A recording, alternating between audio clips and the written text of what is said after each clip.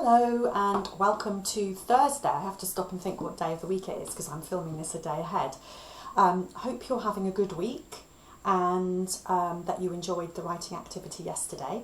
The writing activity today is again all about Pigeon Impossible, and there could be a little bit of overlap today with the activity that we did on Tuesday, if you did the activity on Tuesday.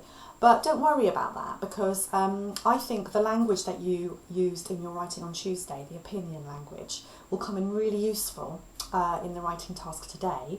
But the focus is on persuasion today. So when you're persuading people, you do have to give your opinion. That's why I think the opinion language from Tuesday's task, if you did it, will come in useful. There is a persuasion language mat on the website today to help you with your writing.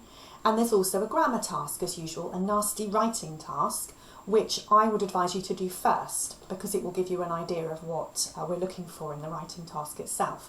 And the grammar task is all about using modal verbs, those verbs like might, may, could, should, shoulda, woulda, coulda, to persuade people. And if you can as well, putting in some adverbs of possibility, things like definitely, maybe, possibly, perhaps, presumably, and those are all on the grammar sheet for today, so hopefully you could use some of that language in your writing today. So what your task is today is to imagine you are in court and you are persuading the jury in the court, you know, those I think it's 12 people that decide whether someone is guilty, to blame, or innocent, not guilty. And you can decide who you're going to argue for. You could be arguing that the pigeon is guilty, or you could be arguing that Walter Bond is guilty, or you could be arguing that one of them is not guilty. It's up to you really. Or you can kind of do more than one thing in your writing. So I'm just going to show you how I might start my writing for today. I'm not going to write the Walt at the top today because I was run out of space, but the Walt is on the website as well, on the daily plan of our work for today. So I'm going to start my writing with a fronted adverbial today because I think it's a bit more interesting than just starting the sentence with the pigeon or Walter Bond. So I'm going to start with a nice sort of formal word. According to, I'm going to imagine that I've been going out interviewing people and gathering evidence. So I'm going to say, according to all the evidence, that's a good word that you hear in court. According to all the evidence that I have collected from witnesses, because they're the people I've been interviewing. Now, what do I need after a fronted adverbial? I need a comma. According to all the evidence that I have collected from witnesses, and I'm going to use some of that opinion language. So if you didn't do the task on Tuesday, you could still look back at Tuesday's opinion language mat because that will help you today.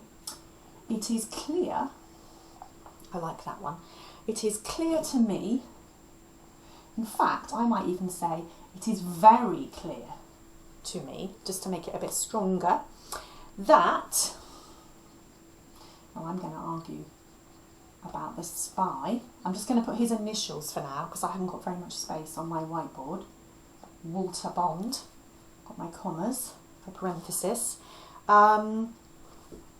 Presumably, that's one of the adverbs on the grammar sheet today. And underline that so you know that it's a good thing to try and put into your writing today. It is very clear to me that the spy Walter Bond presumably must, so there's my modal verb, must have known, I'm talking in the past, aren't I? So must have known what he was doing. So I think Walter Bond is partly to blame because he was eating his bagel so openly in the street. I mean, what did he expect? If he's lucky he doesn't live in Worthing because he would have had huge great seagulls coming down and attacking him and his briefcase. So according to all the evidence that I have collected from witnesses, it is very clear to me that the spy, Walter Bond, presumably must have known what he was doing when he ate his bagel. I think it was a bagel. so openly in the street. And yet again, I've run out of space. I was going to go on to say he ought to, because that's another great modal verb, it's quite formal as well, isn't it? He ought to have considered how this might possibly affect the local wildlife. According to all the evidence that I have collected from witnesses, it is very clear to me that the spy, Waterbond, presumably must have known what he was doing when he ate his bagel so openly in the street. He ought to have considered how this might possibly affect the local wildlife. Sorry about that. So like I said, you're giving your opinion, a bit like we did on Tuesday, but it's a little bit more, it's kind of a level up from that because it's more formal. You're imagining you're talking in a court, you're trying to persuade people who you think is guilty or not guilty for what went on. Okay, so I hope you have fun with that today, and I'll see you again tomorrow. Bye.